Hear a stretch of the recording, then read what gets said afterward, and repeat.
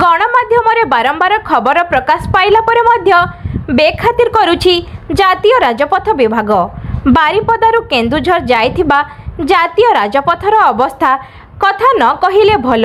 एही राजपथ खराब विषय रे विभिन्न गणमाध्यम रे बहुत थर प्रकाश पाइला परे मध्य कौनसी पदक्षेप नेउनाहांती राजपथ विभाग।